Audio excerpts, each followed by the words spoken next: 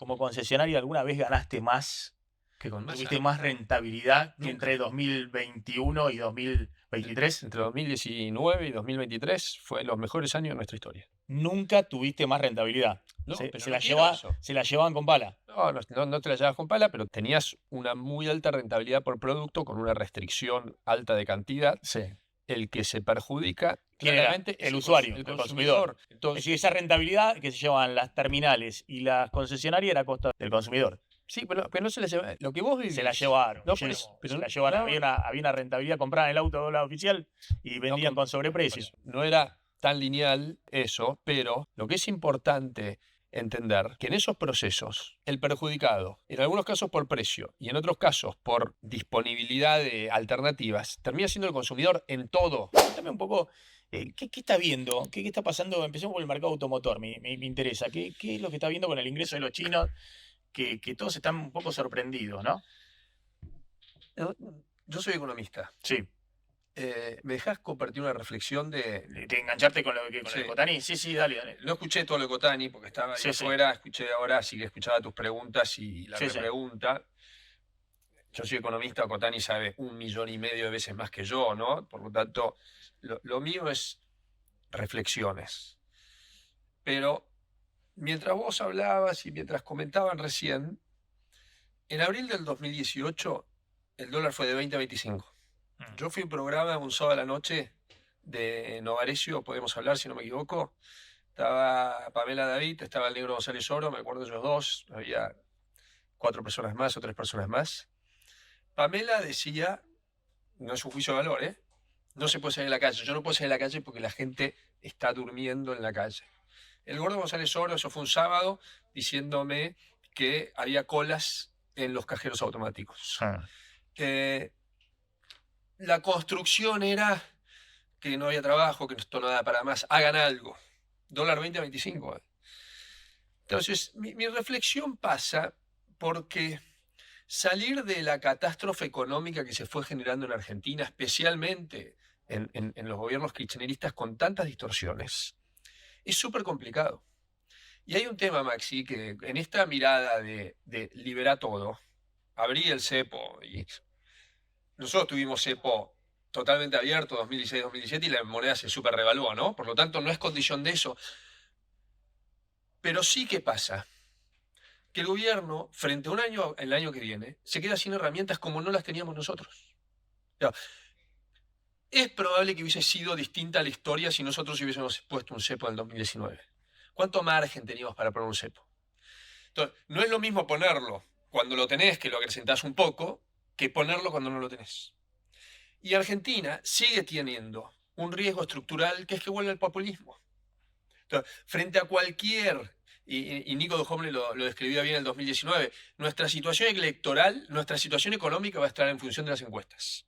Entonces, las encuestas, febrero del 2019 le daban mejor al kirchnerismo, ¡pum!, corrida contra el dólar. Las encuestas nos daban mejor a nosotros cuando anunciamos a Pichetto, ¡pum!, el dólar se estabilizaba. Y lo vimos entre septiembre y octubre. Es súper sensible. Y el riesgo de quedarte sin herramientas es enorme. Dicho esto... Pero pará, te puedo decir ahí dos cosas. Me gusta un poco la discusión porque vos estuviste en el gobierno anterior, entonces viste todo. Primero, los desequilibrios que acumuló el gobierno de Macri respecto a este son abismalmente distintos. Macri acumuló un desequilibrio de 5 puntos de déficit de la cuenta corriente del balance de pagos. Esto es, Argentina gastaba 5 puntos más del PBI de dólares de los que generaba. Y eso estaba financiado con capitales de corto plazo en el sistema financiero, compra del LEVAC, había 10.000 millones de dólares de extranjeros en el sistema financiero timbeando con las LEVAC en peso y atasé. Cuando hubo una reversión del flujo de capitales, fue violento, digamos. Primero salieron los de JP Morgan, después los otros fondos de inversión. Entonces, el desequilibrio era enorme. Hoy, como hablamos con Cotani, justamente porque este gobierno no tuvo acceso al financiamiento, porque tuvo superávit fiscal, porque no necesitó salir a tomar desesperadamente deuda, tiene un déficit de cuenta corriente hoy de 1 punto del PBI, 1,5 puntos del PBI, y tal vez con estos precios internacionales y con este shock externo y demás, más la actividad económica se ha en los últimos meses amesetado y las importaciones cayeron, hasta sea menos que eso, ¿no? Entonces, ese es el primer punto. O sea, el gobierno está mucho mejor de lo que estaba el gobierno de Macri a esta altura. Aunque parecía que el gobierno de Macri estaba bárbaro porque todo le prestaban y demás. Pero le prestaban, claro. Pero en un momento dijeron, no te prestamos más y salimos. El otro punto es que este gobierno ha sido mucho más audaz que el de Macri. Y cuando tuvo que tomar medidas muy drásticas, las tomó. Este gobierno devaluó, subió el dólar de 350 pesos a 800 pesos, 120% de suba. Aplicó un ajuste fiscal fuerte y la sociedad lo bancó. Digamos, no es como Macri que qué sé yo. Pero déjame lo que te digo, es decir, lo entiendo perfectamente. Lo que acá se está discutiendo es, bueno, que si el gobierno está perdiendo una oportunidad para ir a otro equilibrio, aunque eso tenga un riesgo, yo considero. Lo que pasa es que para mí tiende a ser más filosófico. A ver. Porque es cierto que este gobierno fue más audaz, pero porque tenía margen para ser más audaz y porque aparte se aprendió mucho y el equipo venía del equipo del 2015-2019. Nosotros no tuvimos ese margen, creo que fuimos súper audaces en ese contexto. Pero hay una diferencia.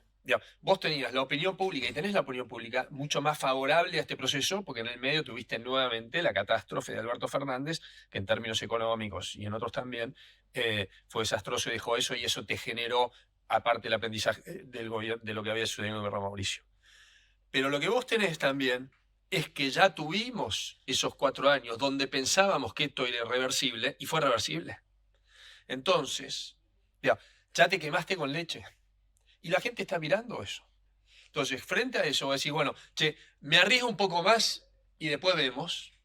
El riesgo, me parece que es mucho más grande ese riesgo. Vos siempre tenés error tipo 1, error tipo 2, no si lo haces y si no lo haces. Pero el riesgo de que seas más agresivo, después quedarte sin herramientas y quedarte sin margen y que vuelva el populismo, a ser un poco más conservador en un gobierno que ha sido súper audaz, pero en estos aspectos está siendo conservador. Sí, claro. Y aparte, yo soy muy respetuoso al que está en la silla, porque lo que estamos acá, si decimos, o Cotani mismo en este momento, decimos cualquier cosa, pero si pasa algo no somos los responsables. El gobierno está siendo más conservador y se queda con más herramientas. Para mí lo importante no es que seamos campeones del mundo, lo importante es que transitemos esto lo mejor posible en un contexto que hagas lo que hagas va a ser súper complejo, porque tenías un consumo totalmente exacerbado hasta el 23 y eso impacta inevitablemente en el restaurante, en todo lo que es consumo. Por lo tanto, inevitablemente el proceso va a ser doloroso porque no salís gratis de estas situaciones, pero que te quedes más herramientas para un contexto político que puede tener sus desafíos, la economía no se desequilibre. Pero vamos un poquito a la economía real también. Yo estuve en Expo Agro, que de hecho estuvimos presentando ahí la Shark, la camioneta de BYD, que es la primera camioneta híbrida enchufable.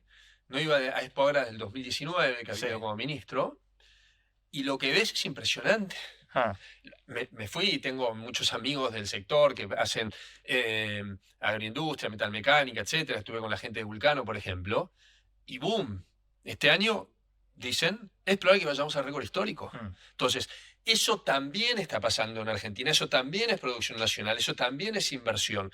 Estuve la semana pasada en San Antonio Oeste y San Antonio Oeste, ahí en Río Negro, donde está haciendo el proyecto de exportación de GNL, sí. Inversión multimillonaria. Estuve en Punta Colorada viendo el proyecto de YPF de Vemos, inversión multimillonaria, que está súper avanzado.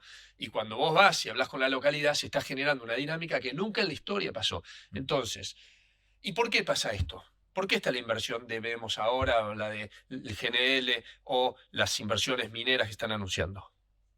Por estos deberes que viene haciendo el gobierno.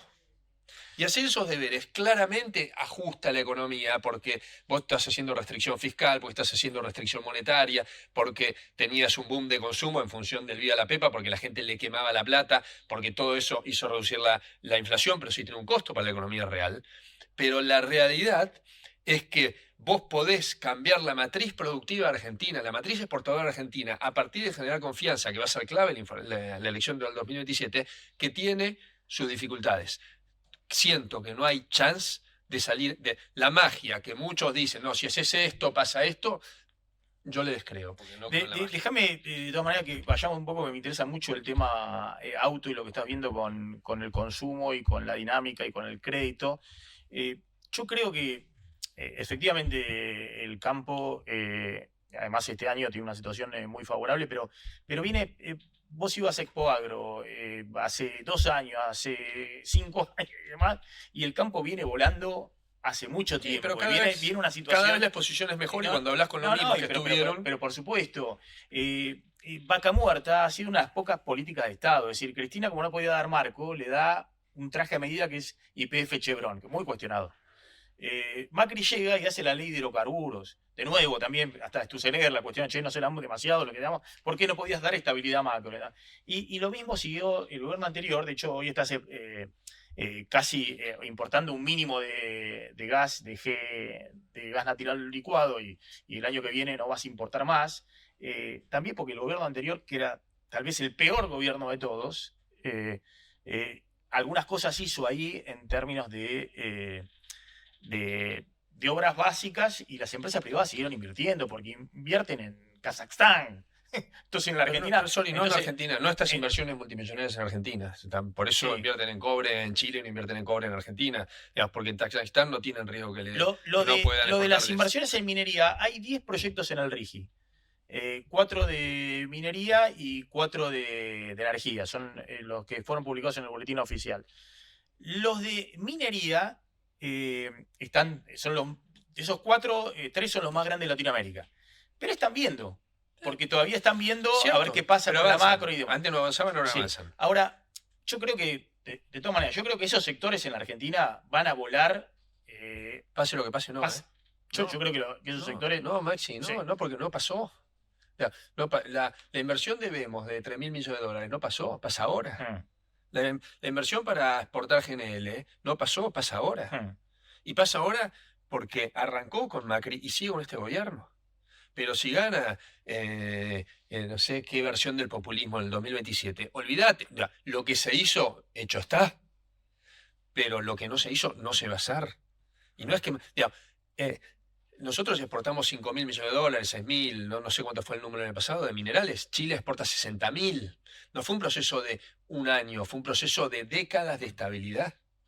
Y eso va a pasar, si Argentina es estable, durante décadas. Para vos es fundamental, más allá de esta política de Estado y demás, porque en el caso de minería, es más, se está discutiendo todo un marco normativo donde hay un acuerdo también con, obviamente, los gobernadores del peronismo que quieren impulsar. Lo mismo pasó en Vaca Muerta, es algo que trasciende al gobierno de turno.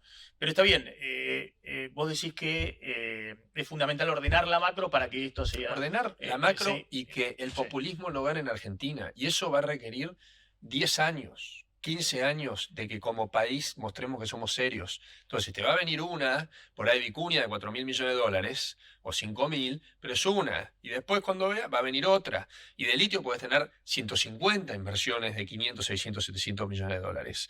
Y BYD, si ve estabilidad, vamos a hablar del proceso automotor. BYD le tenía terror a venir a Argentina. Si Argentina tiene estabilidad. ¿Ellos se instalan en Brasil con quién? ¿Con Bolsonaro o con Lula? No sé, pero. Porque están en Brasil fabricando. Pero en Brasil, en Uruguay, en Perú, sea el gobierno de derecha, sea el gobierno de izquierda, no te cambian las reglas de juegos estas. Tenés un poquito más de política fiscal más restrictiva, menos restrictiva, pero no te cambian las reglas de juego. Por eso las empresas se instalan en Brasil. Por eso los autopartistas se instalan en Brasil, por eso las mineras se instalan en Chile, por eso nadie se va de Perú cuando derrocan al gobierno.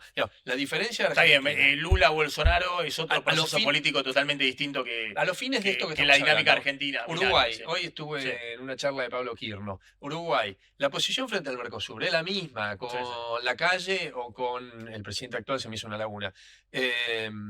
No cambia nada, lo escuché. De izquierda, Lo escuché el otro día, el presidente de Uruguay.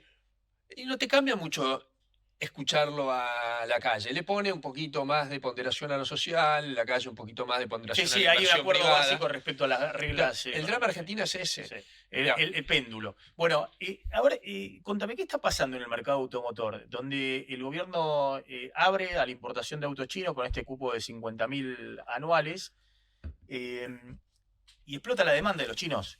Digamos. hay como una especie de furor del auto chino. Te conecto los dos temas. Sí. La Argentina esa, del boom del consumo, que requiere el cepo, que requiere la brecha, lo que termina siendo es que tiene que cerrar la importación, porque todo el mundo se escapa y te conviene importar infinito. Tú pones cepo porque querés un dólar más bajo.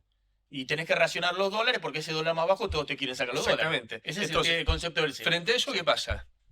Los últimos 4 años, hasta el 23, que los autos eléctricos empieza a generarse un boom en el mundo, y atrás del auto eléctrico empieza a venir, ahí a la vuelta de la esquina, el auto autónomo, que básicamente es una posibilidad para el consumidor, una revolución inédita. Argentina estaba cerrado 100%. No había un auto eléctrico, 1.500 autos eléctricos en octubre del año pasado.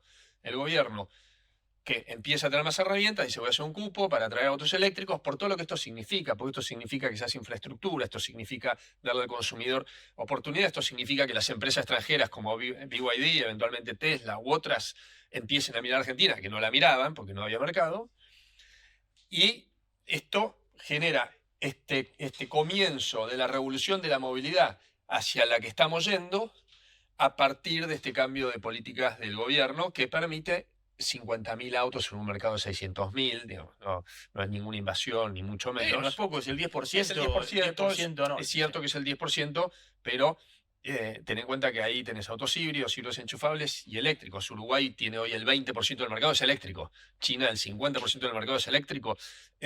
Europa está en el orden del 20%, Estados Unidos está en el orden del 10%. Por lo tanto, es algo que está sucediendo en el mundo, que en Argentina estaba totalmente restringido y limitado, porque todos los países, Uruguay es un gran ejemplo, pusieron incentivos para que esto se genere, porque es hacia donde vamos y esto requiere una transformación de infraestructura, una transformación muy profunda, que va a cambiar nuestra vida. Como hoy yo estoy andando en el eléctrico, ¿no? Y hoy lo agarraba a la mañana y decía, qué loco esto de que te olvidas de ir a la estación de servicio. Sí. Desaparece. Sí, es algo particular. Yo estuve 1 mes y medio, 2 meses con un eléctrico espectacular, con un Megane Tech de Renault, que la verdad que es muy bueno tecnológicamente. Ya te voy a prestar una BYD. No, imagino los chinos. Es todo un tema todavía la infraestructura. Se genera una especie de hermandad entre los que tienen autos eléctricos, incluidos los de Cabify, incluidos los de Autonomy. Lo que pasa es que a vos te lo prestaron. Que van a la... No, claro, no sos usuario. Cuando sos usuario tenés el cargador local. Entonces te cambia totalmente la experiencia y la dinámica. O sea, el hecho de prestar un auto eléctrico mucho tiempo, si te lo presto 2 o 3 días, 380 kilómetros de autonomía, te manejás. Te lo presto 1 mes. Pero el cargador es importante. El 80% de la carga es domiciliaria, digamos. Sí, igualmente si te vas hoy a Mar del Plata, cargas en el viaje. Tenés la estación en Dolores, pero bueno, si hay 3 autos cargando generalmente no hay. Dolores, tenés que esperarlo y ahí... No, pues tenés tenés distintos cargadores en distintos lugares. Hoy YPF, Shell están haciendo toda una infraestructura importante y con las apps se maneja muy bien para cargar, pero yo creo que hay todavía en la Argentina...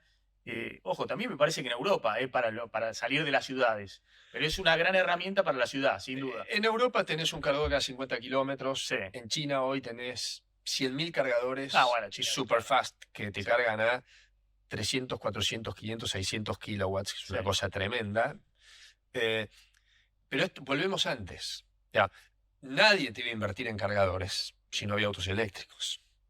Por lo tanto, cuando vos esas políticas las vas postergando, te vas cayendo del mundo. Y Argentina, Maxi, se ha caído del mundo sistemáticamente. Yo me acuerdo la primera vez que voy de chico a Estados Unidos, iba a las concesionarias de autos y se me hacía, nosotros somos concesionarios de hace 62 años, así que nací en el mundo de los autos, y se me hacía agua a la boca de ver los autos que había en Estados Unidos. Un viaje que hice a Brasil, traía golosinas que acá no existían y las vendían en el colegio. Argentina sistemáticamente con estas políticas se ha ido cerrando y ha ido quedando fuera del mundo. Y en el mundo actual, súper digital, súper tecnológico, de la inteligencia artificial, de la robótica y del boom de energía, quedarse fuera del mundo es súper riesgoso. Y termino con esto. Y en todos estos procesos, el que no tiene voz nunca, en el mundo de los textiles, en el mundo a veces de los autos, en el mundo del consumo en general, es el consumidor, que tiene opciones peores y más caras. en un mundo que cada vez tenés más opciones y que es más competitivo. Sí. ¿Cómo es el cupo de los chinos locales? Pues el otro día estuvo acá Martín Yupi, el CEO de Stellantis, y nos decía, bueno, nosotros en realidad no pudimos entrar con el cupo porque era FOB $16.000, es decir, un auto muy barato, que no le daban incluso al grupo Stellantis, que tiene un montón de marcas, Fiat, de Peugeot, además de Jeep y otras más, para entrar acá con autos. Ahora recién estaban entrando con un auto en fabricación china que es dentro. Pero después yo veo autos chinos que son muchísimo más caros. ¿Esos están entrando fuera del cupo? Sí. Sí. Tenés 50.000 autos, Sí. 25.000 las terminales instaladas en Argentina, Sí. Fiat, Renault, Ford, Toyota, Sí. 25.000 importadores. Sí. Puede ser importadores chinos o de otros países, Ah. puede ser Kia. El gobierno decidió poner un máximo de $6.000 FOB para que los autos que ingresen sean lo más accesible posible, que creo que fue una buena decisión. Y lo que está Esos son los que ingresan cero arancel. 50.000 autos, cero arancel, Sí. que es lo que está en gran precio. Sí. Y vos tenés hoy, no sé, la Territory de Ford híbrida que entra en este régimen, o tenés el BYD Song que entra en este régimen, híbrido enchufable. Y después lo que pasa... Pero perdóname, esos autos valen muchísimo más que $16.000. No, por eso es FOB. Ten en cuenta que un auto FOB en Argentina vale el doble. Porque no paga 35% de arancel, pero paga 21% de IVA, 3% de estadística, el flete, los gastos de importación, bla, bla, bla. Básicamente, un auto con aranceles del 35% en Argentina tiende a valer entre 2.5 y 3 veces. Sin aranceles del 35%, que es lo mismo del Mercosur, tiende a valer entre 1.8 y 2 veces. Porque aún sin eso tenés un montón de impuestos internos, el IVA y antes tenías el impuesto interno en los autos caros, que ahora el gobierno lo sacó. Pero, nuevamente, el gobierno te incentiva eso sacando ese arancel de importación. Incentiva eso, ¿y qué sucedió? Que lo que era un signo de interrogación muy grande es, ¿los argentinos comprarán autos eléctricos? Fue un boom. Nosotros pensábamos vender 50 autos por mes, estamos vendiendo 200 y pico de autos por mes. Fue un boom los autos chinos. Fue un boom los autos eléctricos. Sí. Después hay un crecimiento crece Kia, que es coreana, crece Bike, que es china, crece Audi, crece BM. Al sacar la restricción del 2023, los autos importados crecen, que estaban súper limitados, y ahora si bien no es en términos de volumen muy alto, hay todo un segmento de autos de lujo de $80.000 para arriba que estaba totalmente limitado. Vos viste que en Argentina ves poco auto de lujo. Vas a Punta del Este, a Uruguay, y ves 10.000 veces más que acá, en un mercado que es un décimo de Argentina. Eso va a crecer. Pero lo que pasó es que vienen los autos eléctricos o enchufables. La gente los incorpora rápidamente y se demuestra que el consumidor argentino es un early adopter.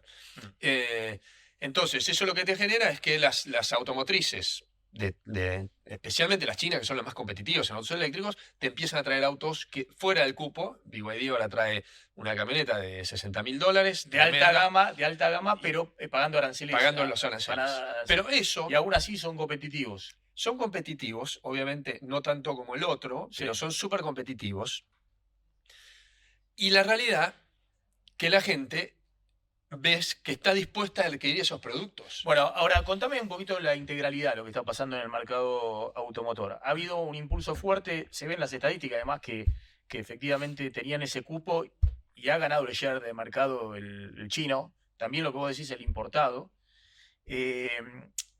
Las ventas el año pasado empezaron bien arriba y terminaron desacelerando fuerte, por lo menos el promedio del mercado. Tened en cuenta que después de la elección de septiembre se paró todo en Argentina y la tasa de interés fue al 100%, que es parte del financiamiento. Ahora, por eso, parte del remanente que vos ves hoy de importaciones y todo eso también, es que frente al riesgo de que se devalúe la moneda, el importador también anticipó compras. Las terminales, estaba Supi, pero hemos hablado también con otros, dicen, bueno, pero todos dicen, le fue bárbaro al sector, vendió 40% más. El sector de automotor empezó con un mercado de 400.000, terminó en 600.000, un poquito abajo de 600.000.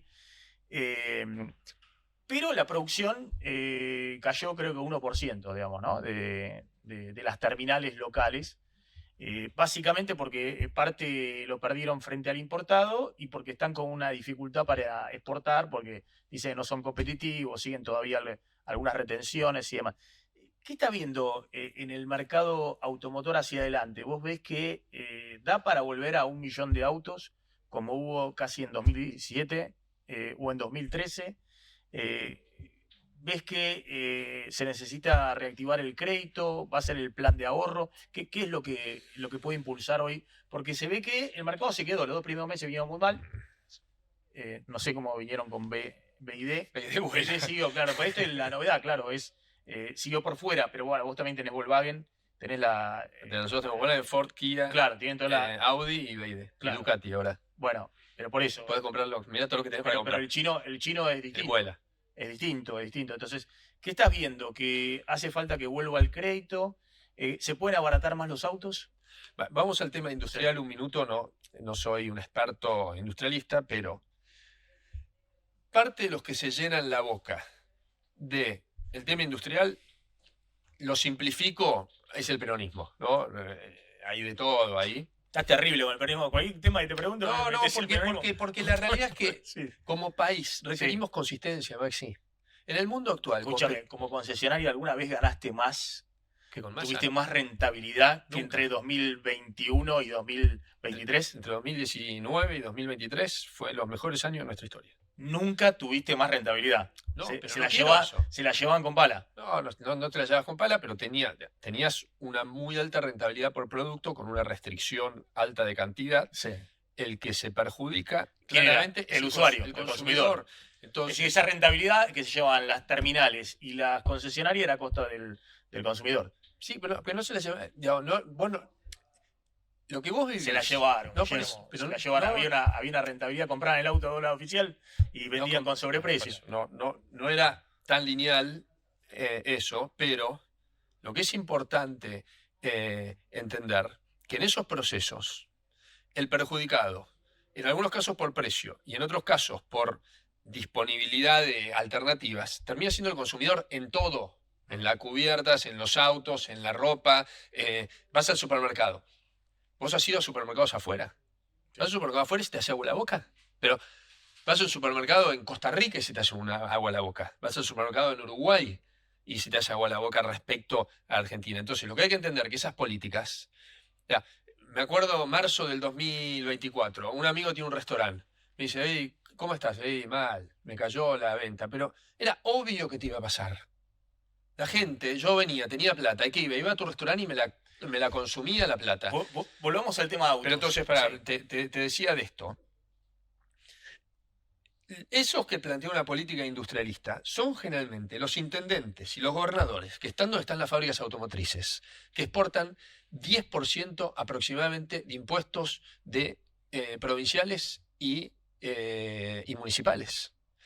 Y el gobierno nacional, que está bajando los impuestos en general de todo y fuertemente lo de exportación, y las terminales terminan chocando con eso. Entonces, cuando Argentina integrada al mundo requiere que todos hagamos los deberes, requiere que seamos en todos los temas sindicales, que seamos mucho más productivos y no esas restricciones ridículas que Moyano quería que le pongamos 2 choferes al Bitren porque llevaba más carga. Entonces, voy a eso, no, porque aparte, nuevamente dije, digamos, el peronismo, pero no son todos, pero al punto al que voy es que en este proceso de tener un país razonable, competitivo y viable, requiere que todos hagamos los esfuerzos. ¿Cómo está el mercado? El mercado está mucho más competido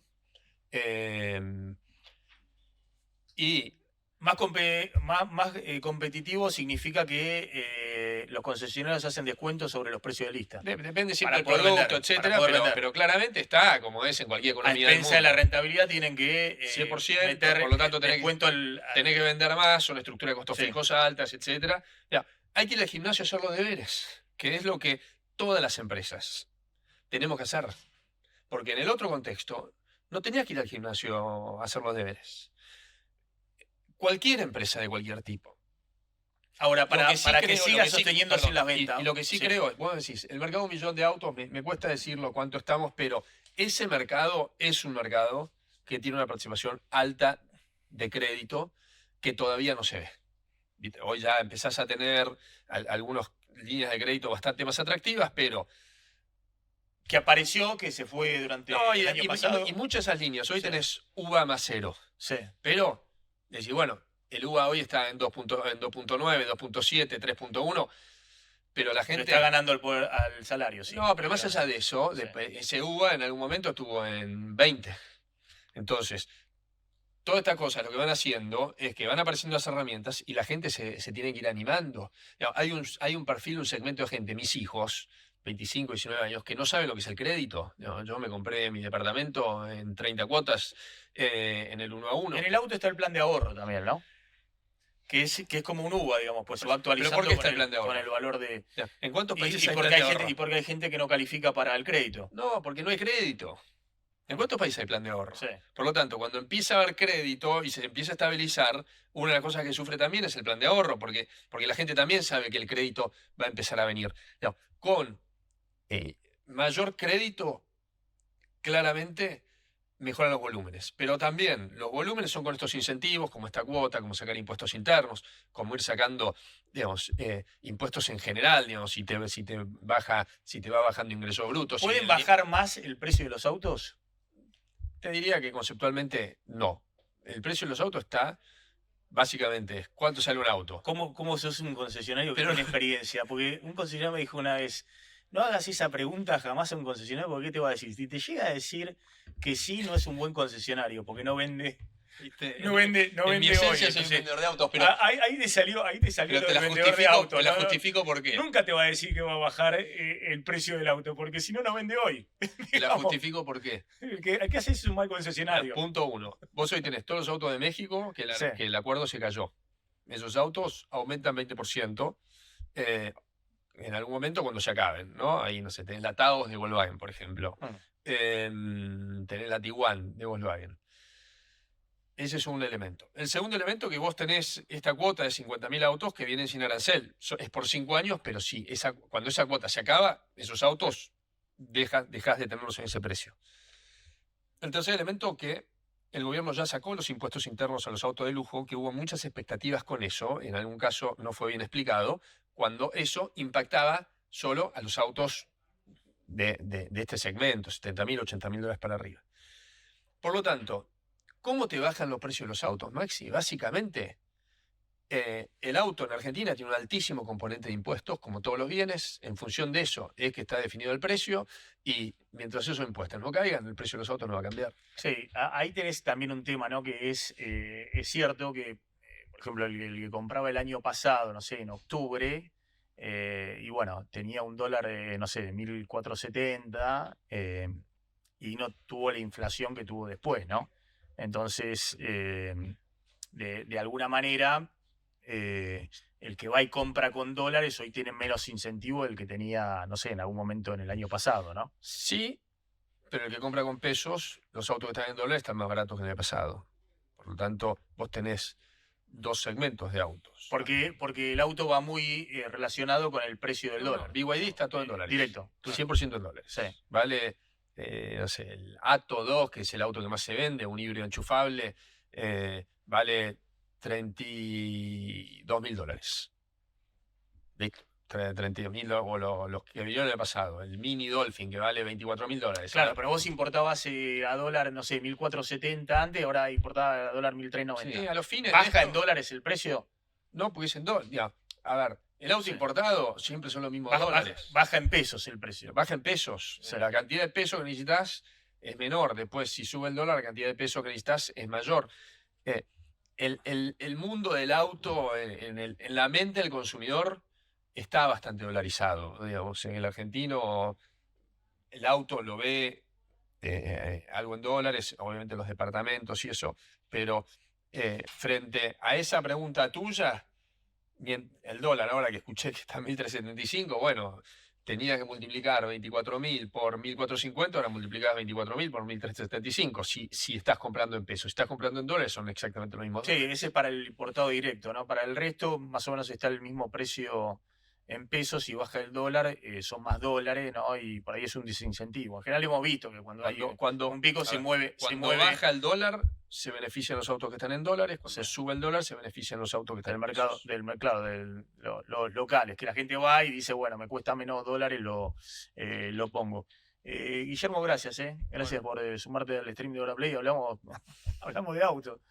Hablamos de auto, hablamos de economía. No, pero me interesaba porque te vi ahí en el concesionario y dije, bueno, debes tener alguna cosa también para contar. Pero, sí, terminando con esto, lo que viene, Maxi, es una revolución. Yo estoy siguiendo mucho el tema de los autos autónomos y de golpe un día vamos a abrir los ojos y vamos a ver autos andando solos por las ciudades. Ya hay ciudades que pasa esto.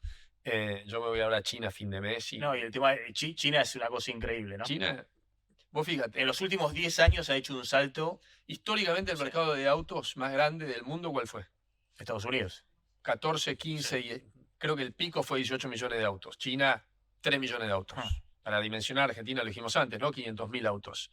China en los últimos años vende 30 millones de autos por año, de los cuales ya el año pasado la mitad son eléctricos.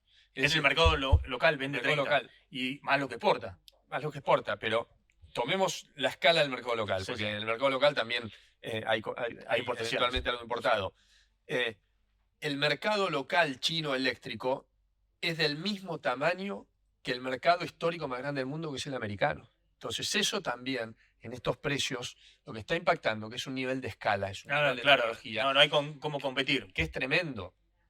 Pero a su vez también, digamos, BYD produce 4 millones y pico de autos por año. Tesla produce 2 millones de autos por año que están todo el día en la calle aprendiendo cómo van navegando y cómo van siendo usados. Entonces, todo esto está produciendo por abajo, que nosotros no lo vemos. Yo nunca vi en vivo y en directo un auto autónomo andando. Cada uno que viene a Estados Unidos, a alguna ciudad, le pregunto cómo es la experiencia. Sí, hay muchos que se suben ahora. Exactamente, pero todo esto de golpe, hoy, empezás a ver el eléctrico.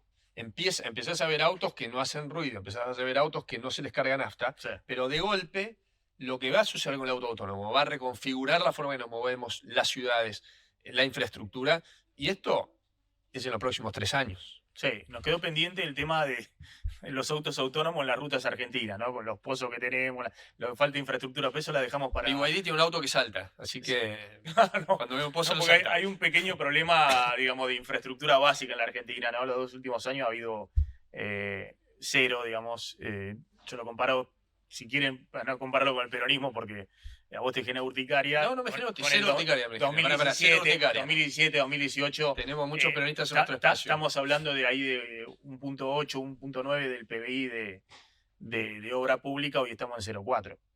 Digamos, estamos en un cuarto, ¿no? En el mínimo, y gran parte es rutas, obras viales que son fundamentales hoy en el mundo. Uno viaja al exterior, ¿no? A Estados Unidos, a Europa y demás, no puede crear la infraestructura, ¿no? Estuve en Egipto. Tremendo. Que es otro país impresionante lo que está haciendo con el tema turismo. Y lo que está haciendo con la infraestructura. En el medio del desierto ves como la ruta de 2 carriles la están haciendo de 3 carriles por lado. Hice 3.500 kilómetros en auto y parte me gusta hacerlo porque aprendo viendo la infraestructura y es impresionante. Y la infraestructura obviamente es un acelerador de todo, es todo lo que hablamos de la competitividad, de parte del desarrollo de un país. Y es para otra charla, pero creo que en su momento la prioridad que tomó el gobierno fue muy correcta, porque el tema del equilibrio fiscal es condición necesaria. Yo le hubiese puesto más foco, hubiese sido más creativo en generar iniciativas de lo que llamamos nosotros PPP, participación pública-privada, para acelerar más el tema. Sea de eso, o con fondos públicos, o mixto, lo que sea, en algún momento tiene que arrancar la obra de infraestructura. Si no, Argentina tiene un problema grande. Sin ninguna duda. Y eso también forma parte del riesgo país o de... En el corto no, en el medio largo sí. Te vuelve.